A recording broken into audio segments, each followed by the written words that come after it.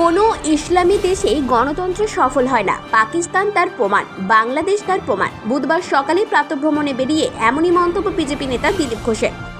এদিন সকালে দুর্গাপুরের 37 নম্বর ওয়ার্ডে অঙ্গদপুরের প্রাতঃভ্রমণে ও চা চক্রে যোগ দিলেন দিলীপ ঘোষ, বিধায়ক লক্ষণ ঘড়ুই সহ স্থানীয় নেতৃত্ব। যে হুলিগানসরা বাংলাদেশে অশান্তি করছে তারাই এ রাজ্যে সিএএ নিয়ে অশান্তি পাকিয়েছিল, এরাই এখন তৃণমূল দলকে দখল করে নিয়েছে, মন্তব্য বিজেপি নেতার। দিলীপ ঘোষের হুঁশিয়ারি, মমতা বন্দ্যোপাধ্যায় বাঘের পিঠে চড়ে রয়েছে, যেদিন নামবেন সেদিন ওরাই ওনার ঘাড় মটকাবে।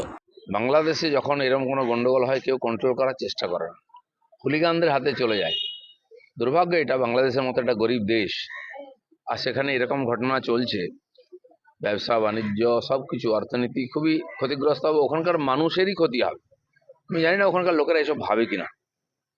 আর যারা স্বৈরতন্ত্রের কথা বলছেন, পাকিস্তানের স্বৈরতন্ত্র কম আছে? পাকিস্তানের নির্বাচন হলো গত বছর, যে পার্টি সবচেয়ে বেশি সিট পেয়েছে সে পার্টির নেতা এখন জেলে আছেন, ইমরান খান।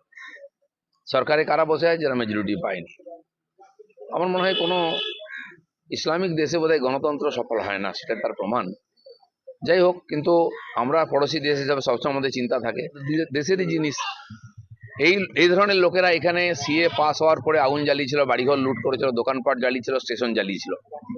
এই লোকেরাই ওখান থেকে এখানে যারা ঢুকেছে এসে 21-এ নির্বাচনের পরে বিজেপির কর্মীদের বাড়িতে অ্যাটাক করেছিল, বাড়ি ভেঙেছিল, আগুন লাগিয়েছিল, দোকান লুট করেছিল, মহিলাদের অত্যাচার করেছিল।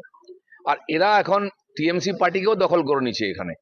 মমতা ব্যানার্জি হয়তো ভাবছেন যে এরা তো আমার পক্ষেই আছে, তাই মুখ বন্ধ করে আছেন, ওখানে হিন্দুদের কথা বলছেন না। কিন্তু উনি জানেন না, উনি বাঘের পিঠে চড়ে আছেন। যেদিন বাঘের পিঠ থেকে নামবেন, আগে ওনার ঘাড়ে মটকাবে ওরা। দুর্গাপুর থেকে কৌশিক বাসুর রিপোর্ট, 99 নিউজ বাংলা।